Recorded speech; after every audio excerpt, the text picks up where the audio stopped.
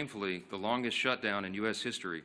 Republicans feel very helpless about the situation because, as we've noted, there is really nothing for us to negotiate. We sent them a clean CR, as you know, back in September 19th. We passed it out of the House. It feels like a lifetime ago. But that was a nonpartisan measure. It was 24 pages in length. It has no Republican priorities on it at all. It was merely the status quo to keep the lights on so appropriations process. And the Democrats tried to turn that into a game. Now, we're going to give you the latest updates on that and where we think this is headed. But I just first want to address in a bit more detail the current state of our politics. It has been very interesting to us to see all the pundits trying to spin the results of the election on Tuesday. I just want to point out some simple facts here, and as usual, I try to be concise and give you the highlights here, but there's some things that we really need to point out. First, there were no surprises on Tuesday night, okay? You had blue states and blue cities that voted blue, to the alarm of no one, to the surprise of no one. That was what was expected. It just so happened that New York and New Jersey and Virginia were the states that were in the national spotlight on Tuesday.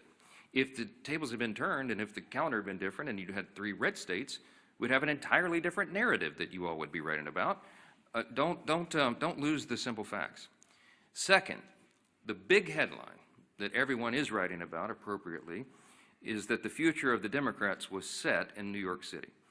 A 34-year-old Marxist is now the leader of the Democratic Party, and it is a very dangerous road for them to go down. I want to say this because a lot's been said about the Mamdani campaign. It is very easy to run and win as a socialist, right? All you do is promise everything to everyone for free. What a great message that is. Boy, that really resonates for people who don't study history. And while you're making all those promises, you hope that they never realize the trap that you're actually setting, the impossibility of fulfilling your fantastical claims and dreams, and the extreme danger and chaos that would result if you ever could. When you run as a socialist, you have to hope that they never understand that this will lead to the inevitable loss of their freedom, their opportunity, and their security, the loss of meritocracy and fairness in society, the loss of colorblindness, and the loss of emphasis on character, and the morality and the personal incentive and the common sense that we rely upon to keep a republic in operation. If you run as a socialist, you run on a big list of false claims, and you promise everything to everyone and you can't deliver, and if you were ever able to deliver, it will be to the great detriment of the very people that you lured in to vote for you. Third fact about the election on Tuesday night is that the Democrats, and you all are not writing about this, and you should be, not writing enough about it, the Democrats have now set themselves on a collision course in their own tent. If you look at Spanberger in Virginia and Sherrill in New Jersey, they tried to run as moderate pragmatists. That's how they self-described. But they will be no match for the coming communist wave taking over their party right now. The energy is on the side of the Marxists. Look no further than the top 2 Democrats here in Congress. We've noted this here every day. They had to bend the knee to the socialists. Hakeem Jeffries and Chuck Schumer are both from New York. The top Democrat leader in the House and the top Democrat leader in the Senate, they couldn't get around that. And so Hakeem had to ultimately embrace it. He had to give the full blessing to Mamdani and his agenda, and he co-owns it.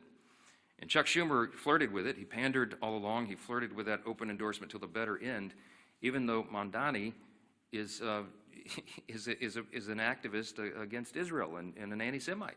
Chuck Schumer is the highest-ranked Jewish official in America, and even he couldn't bring himself to disclaim that. And as we've noted here every day, the sole reason for the entire federal government being shut down now, the sole reason for all the American people suffering all this pain and hardship is because of the fear of political retribution from the far-left activists who run the Democrat Party. That is the motivation for the shutdown. It's never been about any policy issue at all. It was only so that they could show a fight and try to show that they're tough to this rising far-left activist base in the party. The old guard has been repudiated, and the radicals are taking over the Democratic Party. We have evidence now every day. Yesterday, Jared Golden announced he would not be running for re-election in the state of Maine. He's a moderate, and he has no place in his party anymore. And then this morning, you saw the headline. Former Speaker Nancy Pelosi has now announced her retirement this morning. That is a very important sign that I hope that you all will delve into. Even the famous San Francisco liberal is not far left enough for the neo-Marxists. We commend her for her services. We all do, everyone who serves in Congress, but there should be a lot written about that. Fourth point I just want to make in the aftermath of Tuesday is that off-year election results in isolated places are never indicative of the upcoming midterm election. Don't read too much into that. You shouldn't. If you do, you're going to miss it. The GOP is in excellent position to win big next year. And when I say I'm bullish about the midterms, we absolutely are, and there's a lot of reasons for that. This is not groundless optimism. It's based on facts. The reason we're in such a great position is because we are united. And while the Democrats engage in their emerging civil war, Republicans are going to continue to work and deliver for all the new voters that we brought into the party last fall in 2024. There was a true demographic shift in that election, as you know. Record number of Hispanic and Latino voters, Black and African American voters, Jewish voters, union workers, urban voters, young people. And while they say that there's this big swell of enthusiasm of young people based on what happened in New York City Tuesday night, I would give to you Exhibit A on our side. Maybe you're not noticing, but the turning point events at college campuses all around the country are setting records for attendance. You have hundreds of thousands of new young people weekly coming into the movement that are enthusiastic, young conservatives who are looking for truth, who believe in America's founding principles, and who want to be engaged. And they will be engaged in next year's midterms. The third reason is we got a very favorable map. You shouldn't miss this either. I was very bullish even before the current redistricting battles began. As we sit here today, there are 13 House Democrats sitting in districts that President Trump won. There's another 21 of them in districts he came within 5 points of winning. There's only 3, conversely, there's only 3 House Republicans sitting in districts that Kamala Harris won. That's a lopsided map. And after redistricting, we think we'll net a few more seats, handful, maybe 6 to 8. We're in very good position to make history and grow this majority. And finally, I'll just leave you with this. The reason we're so enthusiastic about running next year is we have a real record to run on. Mondami and Democrats want to talk about affordability. We love that subject. We love it. Look at the facts. I brought some this morning. It's the Republicans who are working every day to make life more affordable for working families. And it's not a talking point for us. We are delivering. After 4 long years of skyrocketing prices under the Biden administration, we had to take over. You don't flip a switch and reverse that overnight. It takes a while to work those policies out of the system and to get the new ones in. President Trump and Republicans are delivering results for the American people that they can see and feel. To date, we've seen core inflation is nearing its lowest level in 4 years. Gas prices have fallen to a 4-year low. Prices for everyday goods continue to decline, and blue-collar workers are seeing the largest increase in wage growth in nearly 6 decades. That's the result of our policies. In Congress, House Republicans are working hand in hand with President Trump to advance his affordability agenda. It is President Trump who ran on that. It's President Trump who's delivering on that. And we are all partners in that new effort to make America great again. It begins with the economy, and we know that. We're laser focused on making a difference in the lives of hardworking American families. Here's another demonstration, the Working Families Tax Cut. It is aptly named. It's the largest tax cut in U.S. history for working and middle-class Americans. You got Bernie Sanders running around. They're talking about the billionaires. It's not this. That's the opposite of the truth. Look at the facts. That bill was written for lower and middle-class earners, and they are the ones that will feel the positive effects going into next year. We included in that, as you know, no tax on tips, no tax on overtime, real tax relief for seniors. These are the kinds of things that people feel, and they see that we're making good on our promises. We've made historic investments in American energy dominance to drive down the cost of gasoline and groceries. And we're grounding every decision we make in common sense. That's what we restored. That's what we ran on. That's what we're delivering. A return to common sense, not the woke progressive nonsense that they delivered for 4 years, not the spending like drunken sailors that drove cost up for everything with inflation. We're restoring common sense, fiscal responsibility. We're good stewards of taxpayer dollars, and we're refusing to cave right now, today, to the Democrats' wild demand to spend $1.5 trillion in new spending. That is taxpayer dollars. That's your money. that they want to spend to reopen the government. That's their counterproposal. That's why we're not having a negotiation with them. It's ridiculous. Included in the $1.5 trillion that they want to spend is $200 billion, almost $200 billion, to restore health care benefits to illegal aliens. That is taxpayer money that they want to spend for that. They want to send billions of dollars back overseas for social programs in foreign countries. We're not doing that. They want to give $500 million back to the Corporation for Public Broadcasting to prop up left-leaning news organizations. We're not doing that. And by the way, in the middle of all this, they want to cut $50 billion from the Rural Hospital Fund. They can't tell you they care about health care since they put that in their proposal. We're grounding every decision in common sense, and Democrats had their chance.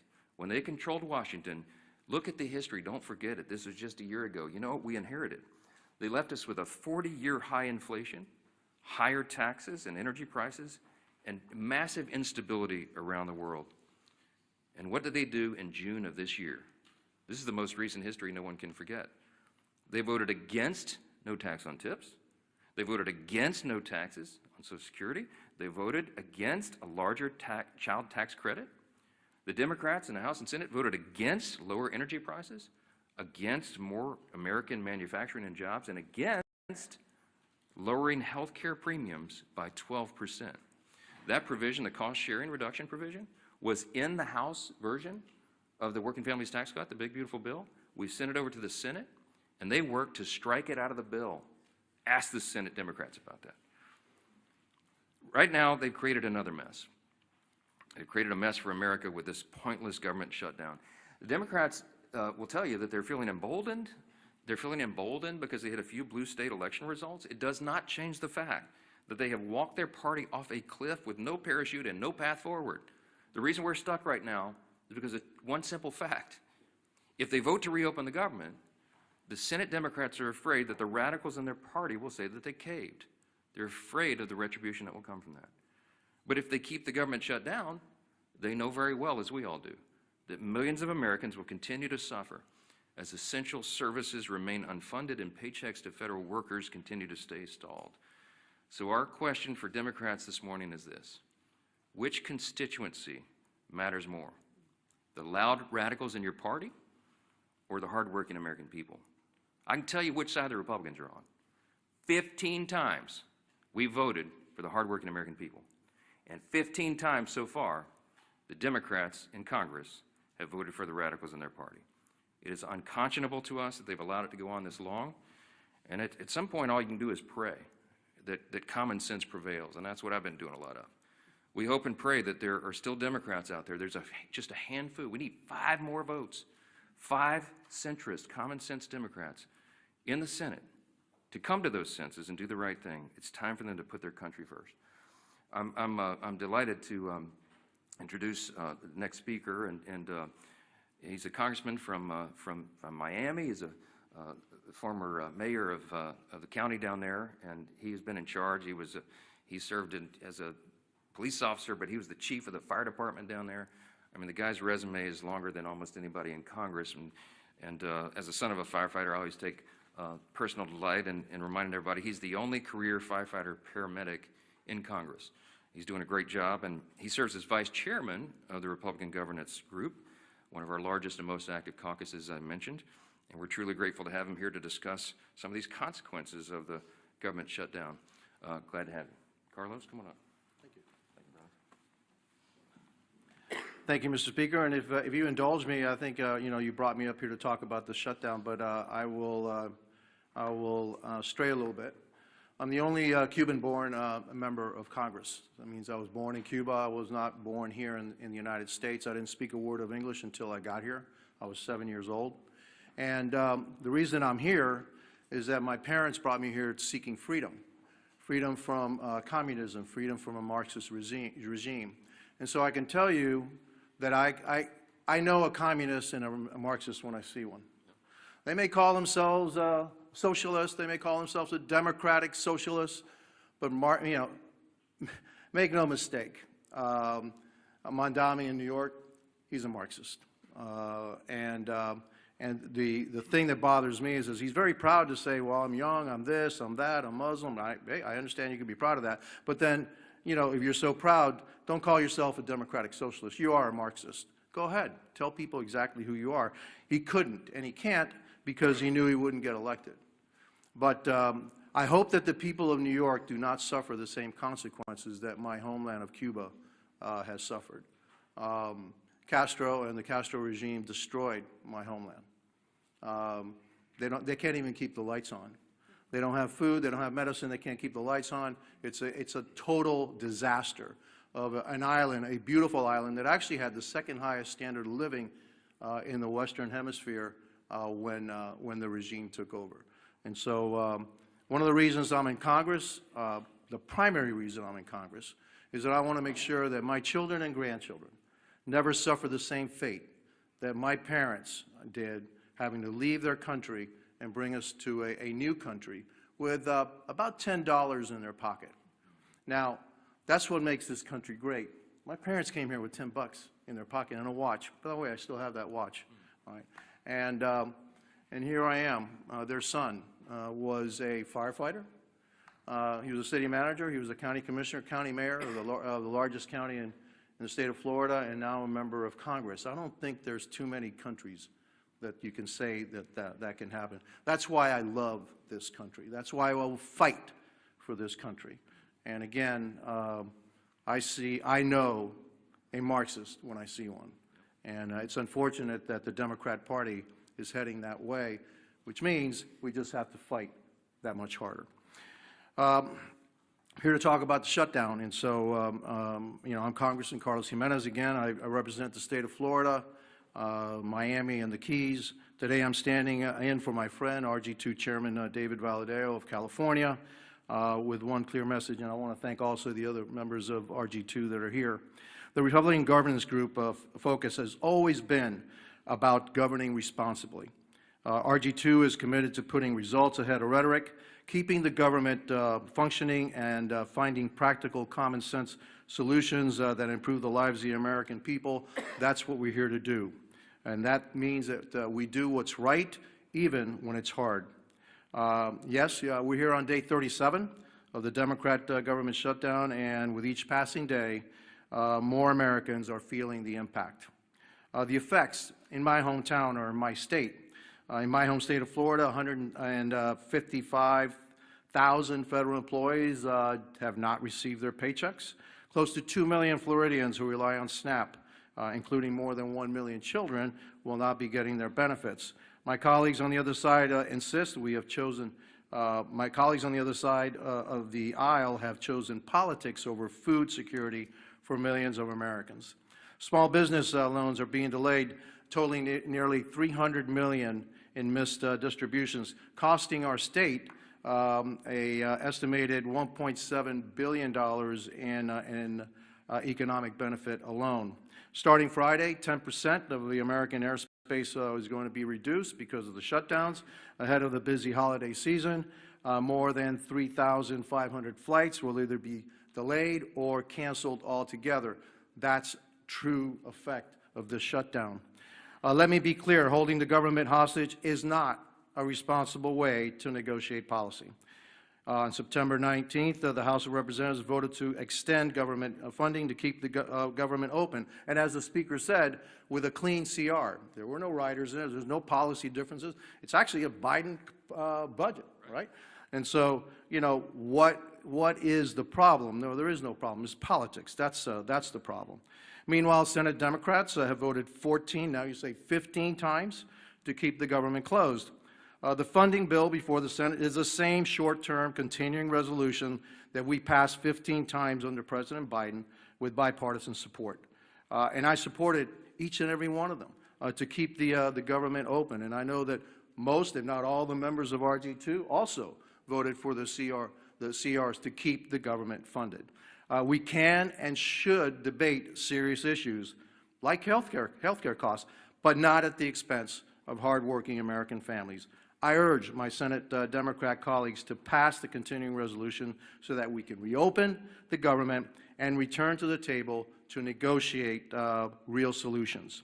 History shows that when Congress works together, we can find solutions without inflicting pain on the American people. I urge Senate Democrats again to reopen the government, end the suffering, and then join us in crafting meaningful bipartisan policy meant to improve the lives of everyday Americans. That's how we govern responsibly, and that's how we serve the American people. And I want to thank you for giving me the opportunity, and I guess now I want to turn the dais over to our Majority Leader, Steve Scalise. Well, thank you, Carlos. And what an honor it is to follow my dear friend Carlos Gimenez, who really is the epitome of the American dream. You know, when you hear stories like his, sad stories, the root of it, having to flee your home country because Cuba fell to Marxism, to communism. But luckily, for people like Carlos, all around the world, there's one place that they can look to if they want a North Star. If they still believe in freedom, they yearn for that desire, and then it fails in their home country, they can look to the United States, because the United States represents freedom all around the world. And how dangerous of a position that is when Marxists from within try to change it here, try to unravel what makes America so great. And as Carlos came to seek that freedom that millions others have as well, like my great-grandparents who came from Italy to seek that same freedom. Ronald Reagan said it best: freedom is only one generation away from extinction if we don't fight to defend it. Those words of Reagan still ring true today because, Carlos, we will continue to fight for freedom. But it's not an empty fight. There are people on the other side here in America that are pushing back, that want to destroy that capitalist free market system. And so when you look at the results of the election, anybody that wants to go celebrate a blue state voting blue, what they're not acknowledging is what happened in a city like New York. It reverberates. When New York elects a Marxist as their mayor, there are other Democrats that are now looking and saying, does the Democrat Party represent me anymore? And today you heard it again. Democrats are the ones who are looking and saying that they're done with the Democrat Party. Jared Golden yesterday announced he's not going to run again. And he didn't just say he wasn't going to run again because he got tired of serving in Congress. I think it's really important to pay attention to what Jared Golden said. And he is in a swing district. Jared Golden is one of those moderate Democrats who represents maybe the old Democrat Party now, what was discarded by the voters on Democrat cities and states. But it's not where America is. So when Jared Golden announced yesterday he's not going to run again, he said, quote, "We're allowing the most extreme pugilistic elements of our party to call the shots. Just look again at the shutdown. For as long as I can remember, we have opposed shutting down the government over policy disputes. We criticized Republicans for taking hostages this way." That was Jared Golden explaining why he's done with being a Democrat in Congress. And when the Democrat Party no longer stands for common sense, for members that do on occasion reach across the aisle, they're going to be relegated to a scrap heap of history, because America is not a socialist nation. While the Democrat Party has turned their leadership structure over to a socialist, it's not where America is. And if they're running people like Jared Golden out of their party, they can go celebrate the results of last night's election. Again, if Alabama held an election also Tuesday, and gee whiz, a Republican governor was elected governor of Alabama, would anybody be writing a story about it? Of course not. So let them go celebrate New Jersey electing a Democrat governor, New York City electing a Democrat. The real concern is that the Cuomo wing of the Democrat Party got destroyed by the Mandami wing of the Democrat Party. And if they want to call that a victory, good luck. Something tells me they're not going to be sending Mondami to swing districts around America. He's not going to Maine. Let Mondami go to Maine for that now open seat in Congress, a 50-50 district. Will they be sending Mondami to those kind of swing districts? Colorado, where somebody like Gabe Evans represents, is Mondami going to be going there? Because that's where their party is now headed. And they chose that. But America is not embracing that form of socialism. We know what you get from socialism. You get the promises of free everything. But Americans know innately there's no such thing as a free lunch. All you end up with, the results, are the hollow promises and the failures that come with those promises, because you know you get what you pay for. And somebody else is going to have to pay for that free thing. And a lot of those rich people they love denouncing are leaving. Many have already left. So even when they go raise taxes even more with the highest rates you can imagine, who's going to pay those higher rates? It's not going to be the millionaires and billionaires. Many of them have already left. It's going to be hardworking families in New York City. Good news for you, you might be making $100,000 a year. By the way, a police officer married to a school teacher makes more than that in New York City. They're going to be the quote-unquote rich who get the higher taxes and the free buses and the grocery stores that are run by the government with empty shelves and expired food. That's what they're going to get. But the rest of America is not going to have it. So while Democrats keep the government shut down, and they brag about it, I mean, you heard Senator Murphy yesterday, quote, "I think we're in an enormously strong position right now." Strong position? What's so strong about taking food out of the mouths of 42 American families? What is strong about that, Senator? Sure, you can vote again today to keep the government shut down, but there's nothing strong about denying food to people who are low income and who can't afford it. That's a weak place to be. But that's what they're bragging about. When, as we saw, the Transportation Secretary yesterday said 10% of flights are going to have to be cut back because we don't have enough air traffic controllers because Democrats chose not to pay them. And so people are getting ready to go travel to see their family, hopefully, for Thanksgiving. But they're not going to be able to get that flight. They're going to have to leave a day or two earlier to drive. Maybe they won't be able to fly. But don't worry. Some Democrat senator thinks he's in a stronger position because he's now leveraged Americans as pawns in some game. That's what they think this is. It's disgusting. And the American people are catching on. And so while Democrats applaud socialism being the new wave of their party, the few common sense Democrats left in their party are leaving, running for the exits. Well, you might be able to leave New York City and go to Florida or Texas or somewhere else, but if they destroy America, there's nowhere else to go. That's why we're going to fight for freedom every single day, and their approach to Marxism, socialism, whatever you want to call it, will not prevail in America. Our whip, Tom Emmer.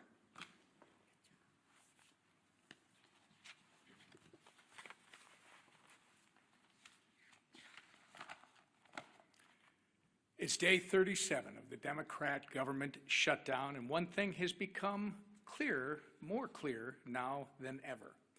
The Democrat Party of today is not your grandparents' Democrat Party. They refuse to govern. They resort to hostage-taking when they don't get their way. They routinely put politics before people.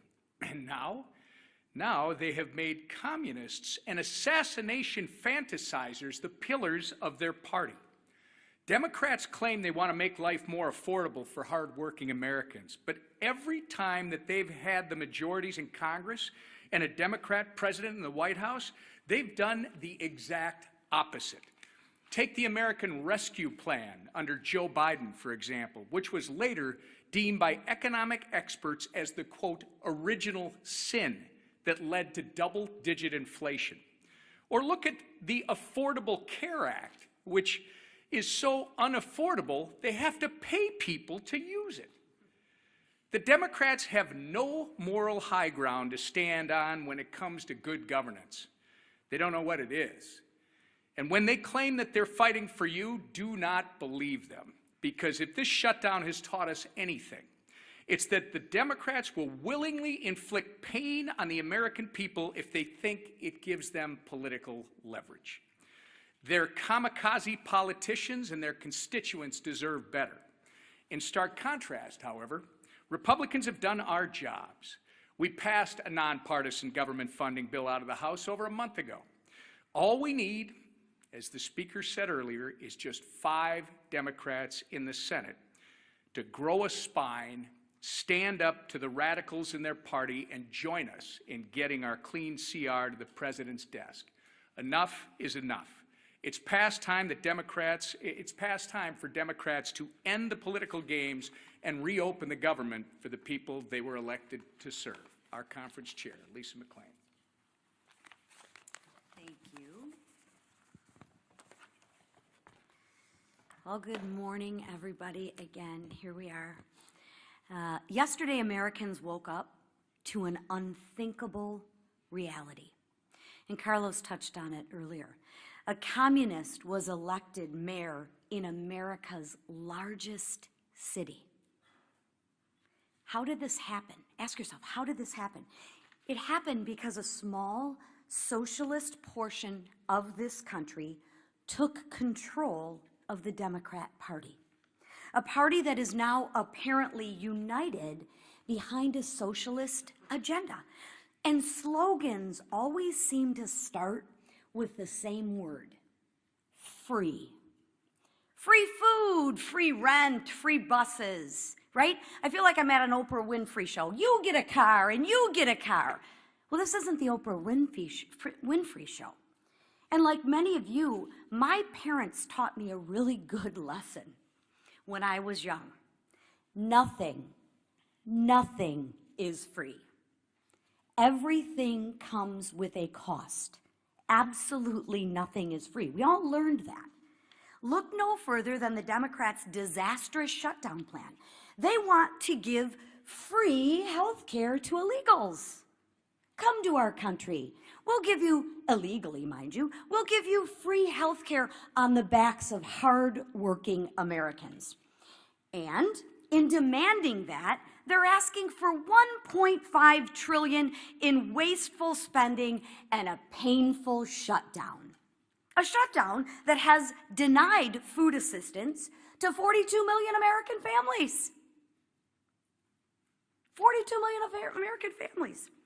A shutdown that has forced law enforcement to work without pay. But don't worry, I'm sure those law enforcement agents can go and get free food from their local grocery store, and somebody will pay their free rent, right? Yeah, I live in reality, not fantasy. The Democrats want to jeopardize our national security. And now, flights have been reduced by 10% at 40 of our major airports. I think air traffic, like when you get on a plane, what's next? Like your plane rides are going to be free too? I mean, why stop at food and buses? Let's just give everything free. It doesn't work like that, people. Nothing's free. Somebody is paying. And who pays? Anybody want to guess who pays? Hardworking taxpayers, American taxpayers. That's who pay. Nothing's free, right? Nothing is free. Look at your Republican leaders. Just compare and contrast. That's why we voted more than a month ago to actually fund the government. That's why we've been working in our districts to help those that are suffering. And that's why we are delivering real results that drive down gas prices and drive down mortgage rates and drive down the price of eggs. No one's reporting on the price of eggs anymore, right? Now, not for illegals, not for radicals, and not for communists who despise this country, but for the men and women who love America, like Carlos and his family who came over. And let's keep it that way, and let's make sure that we keep America strong every day. So to the Democrats, let me be clear. Republicans will still be there when your communist lawmakers aren't.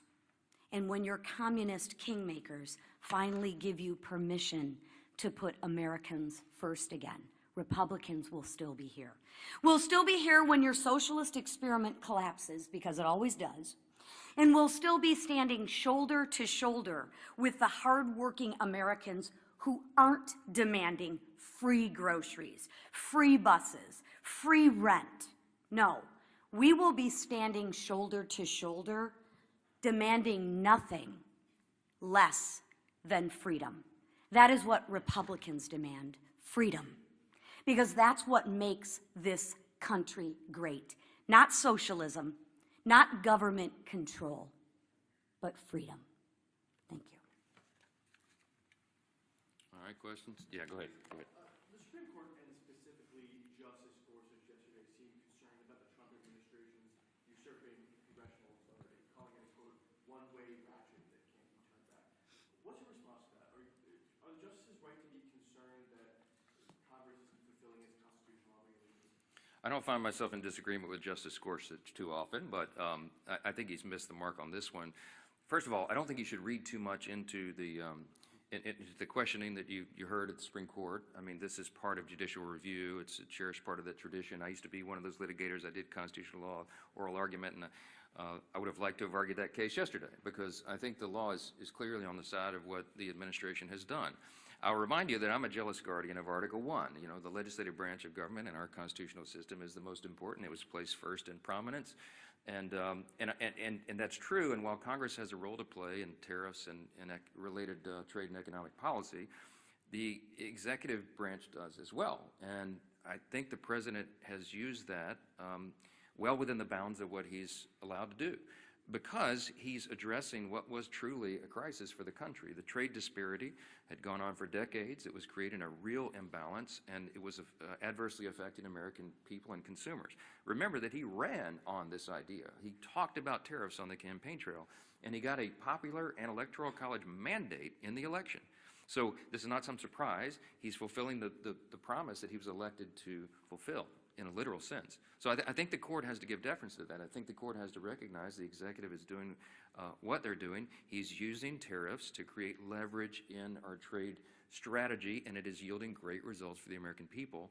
And heaven forbid if it were reversed, because it would create chaos, which is one of the questions I think Justice Barrett asked, my old friend from Louisiana. I mean, that was an important question, because it would set back all of the strategy and the trade agreements and a lot of the things that have been accomplished for the people. So in summary, I would say, don't read too much into the questions. This is how the process works. I'm sure the court will look at this very carefully and deliberately, as they do, and I expect that we'll have a majority of the court that says that this administration is doing what they have the legal authority to do. If I felt like the executive branch had overstepped its bounds on trade or on the tariffs or something, I would have stepped in. I mean, that's my job as the Speaker of the House over the legislative branch. I would have done it in my own way, to be candid. I would have gone to the president privately and said, hey, sir, enough. I think you're overstepped the bounds. Let's try to figure that out.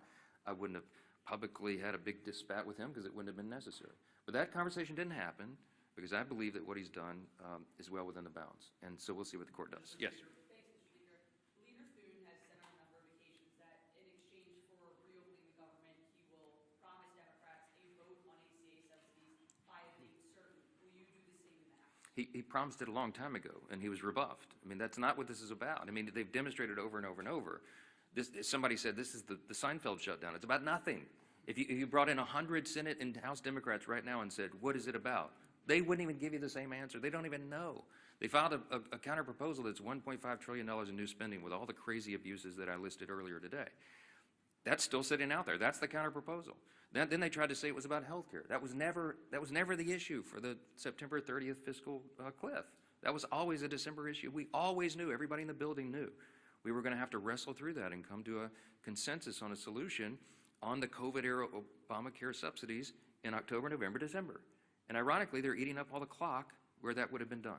It's not about any of this. It's about politics, as we explained earlier. They are more afraid of the radical activists who are running the Democratic Party right now than they are of starving families, having families go hungry and having federal workers go without paychecks. That's just a simple fact. So yes, Leader Thune has been over backwards. He's offered them a vote. You know what they told him in response? No, we need you to guarantee the outcome of that vote. Well, that's ridiculous. That can't be done. The House Representative from the Senate, will you assure the House members that they'll get a vote, House Democrats, that they'll get a vote on ACA subsidies by a date certain? No, because we did our job, and I'm not part of the negotiation. The House did its job on September 19th. I'm not promising anybody anything. I'm going to let this process play out. I'll tell you what they wanted. I'll tell you what Schumer and Jeffries wanted. In fact, Chuck Schumer said it publicly and decried that Thune and I would not go in a back room with them and make a four corners agreement on Obamacare subsidies. And I said, there's no way. That it was never possible or appropriate for that to be handled on a CR, on a short-term stopgap funding measure. And he knows that.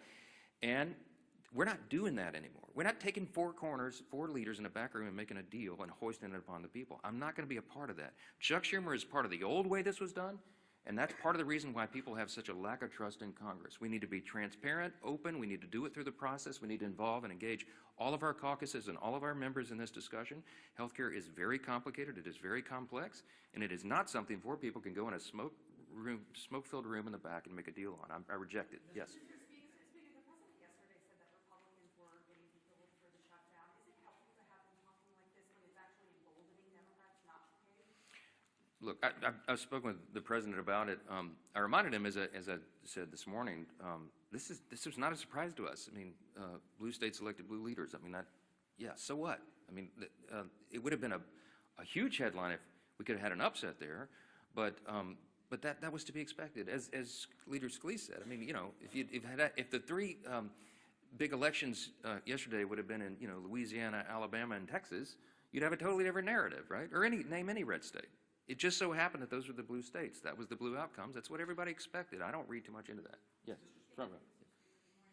Morning. Two questions. One, about the shutdown, you said 48-hour notice for the House to return. Does that include this weekend? And then a question for you and for Chairwoman McClain. Egg prices are no longer in the headlines, but food prices themselves have still been going up. Grocery prices are still going up.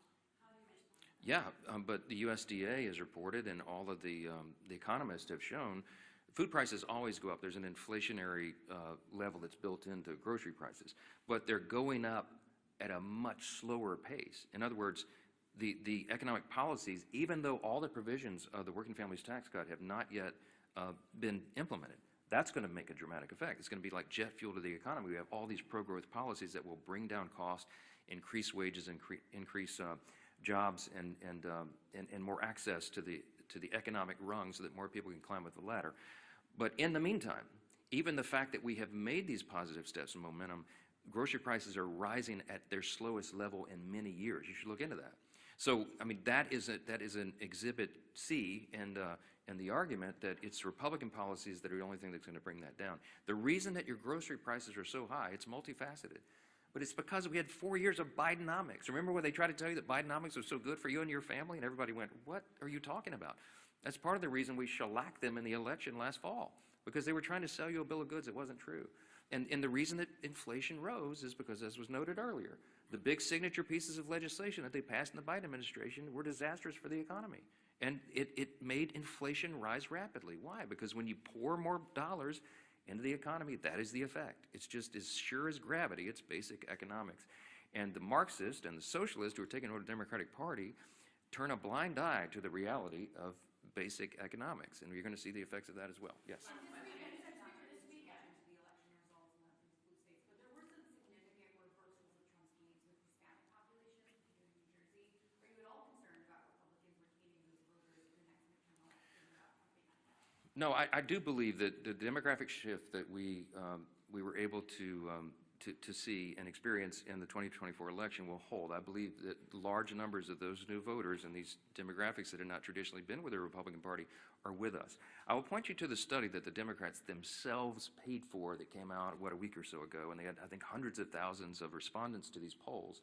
And the Democrats determined in their own analysis that they are regarded as weak, woke, and out of touch with the people. Okay, that's why they lost last November, and that's why they're going to lose this coming November. Okay, as Carlos Gimenez said, as a Cuban who came here, his family immigrated here. He came here when he was 7. This is the American dream. I know that the Hispanic and Latino populations across this country understand which party is delivering for them, and they're going to feel that positive effect. They're going to feel increased wages and more opportunity, and before they get to that election next fall.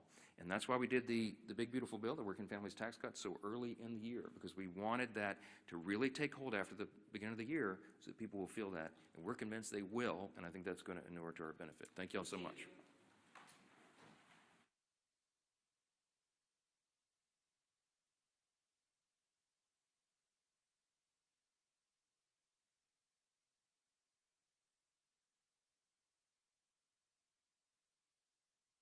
Closer. Come on in closer, April.